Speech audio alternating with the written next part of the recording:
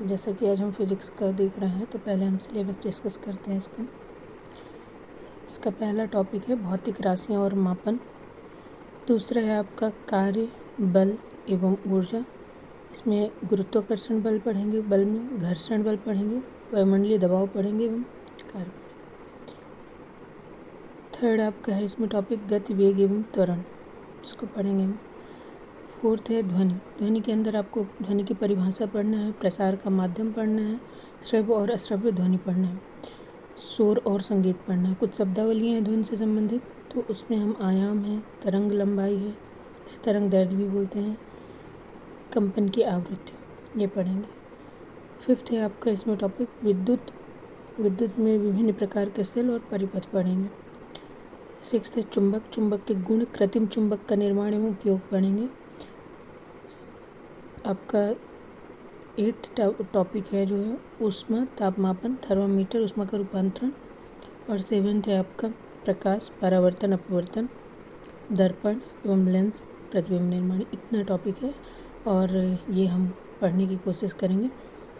जैसा कि मैंने आपको पहले बताया, तो फर्स्ट यूनिट जो है ये भौतिक राशियाँ और मापन, ये आपको मेनली जो है वो याद करना पड़ेगा।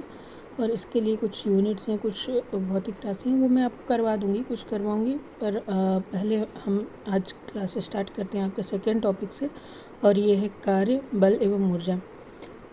तो एक्चुअली इसमें हिंदी में आपका कार्य, बल एवं ऊर्जा दिया है, जबकि इंग्लिश के सिलेबस में आपके MPPSC में वर्क, पावर एंड एनर्जी दिया है। पावर का मतलब शक्ति होता है, तो हम दोनों को देख लेंगे। तो पहले हम कार्य की परिभाषा देखेंगे।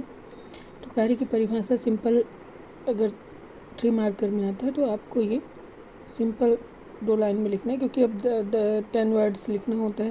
पहले जो है आपका वो 20 to 30 वर्ड्स लिखना होता था, तो उसके लिए आपको थोड़ा ज़्यादा लिखना होता था। पर अभी आपको जैसा कि 10 वर्ड्स में लिखना है, तो आपको इसके लिए इतना पर्याप्त है। तो कार्य क्या जो परिभाषा है वो है बल एवं बल की दिशा में विस्थापन के गुणनफल को कार्य कहा जाता है। ये आपको याद कर लेना है। बल एवं बल की दिशा में विस्थापन, जब हम किसी वस्तु में बल लगाते हैं तो उसमें विस्थापन होता है। विस्थापन मेनली ये होता है कि न्यूनतम दूरी होती है एक बिंदु से दूसरे बिंदु के बीच में, न्यूनतम दूरी। तो बल एवं बल की दिशा में जितना भी विस्थापन होता है उसके गुणनफल को हम आपका कार्य कहते हैं। ये एक अदिश राशि है। अदिश राशि का अर्थ आपको बता दूं मैं कि अदिश, इसमें सिर्फ परिमाण की आवश्यकता होती है, इसको व्यक्त करने के लिए आपको दिशा की आवश्यकता नहीं होती। इस प्रकार ये कार्य एक अदिश राशि है। फिर हम सेकंड देखते हैं बल को। बल बाह्य कारक है जो किसी वस्तु की प्रारंभिक अवस्था में परिवर्तन करे या करने का प्रयास करे। जैसे कि हम किसी भी चीज़ में बल लगाते हैं, तो उसमें जैसे हम बल लगाएंगे तो उसमें कुछ परिवर्तन होगा। आप एग्जाम्पल के तौर पे देख सकते हैं कि जैसे हम किसी चीज़ को धक्का देते हैं तो वह आगे खिसकती है, पीछे की ओर खींचते हैं तो आती है। तो एक तरीके से ये बाह्य कारक है। इसको हम बाहर तरीके, मतलब आंतरिक इसमें नहीं होता, इसमें हम बाह्य तरीके से लगाते हैं, इसलिए इसको हम बाह्य कारक कहते हैं। तो ये बल की परिभाषा हो गई। बल एक सदिश राशि है, मतलब इसको व्यक्त करने के लिए हमें परिमाण के साथ साथ दिशा की भी आवश्यकता होती है, और इसका मात्रक जो है न्यूटन है। फिर उसके बाद हम पढ़ते हैं आपका ऊर्जा।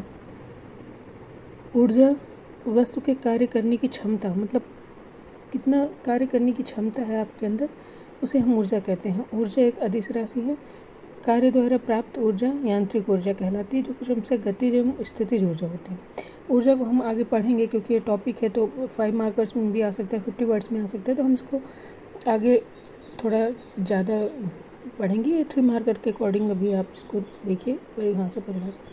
शक्ति को हम देखते हैं। शक्ति किसी व्यक्ति या मशीन के कार्य करने की दर, मतलब इतना याद आप रखिए, शक्ति में कार्य करने की दर, आप किस दर से कार्य करते हैं वो उसकी शक्ति कहलाती है। इसे P से प्रदर्शित करते हैं गणितीय भाषा में। शक्ति इक्वल टू कार्य बटे समय।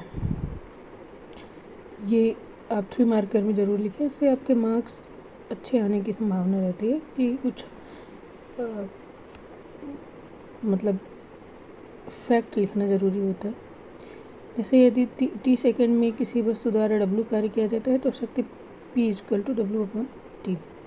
मात्रक इसका जूल पर सेकंड होता है, अथवा MKS में जो होता है वो वाट होता है, और CGS में होता है अर्घ प्रति सेकंड। विमी सूत्र इसका ml2 T-3 होता है। प्रकृति ये अदिश राशि है, इसको व्यक्त करने के लिए दिशा की आवश्यकता नहीं होती।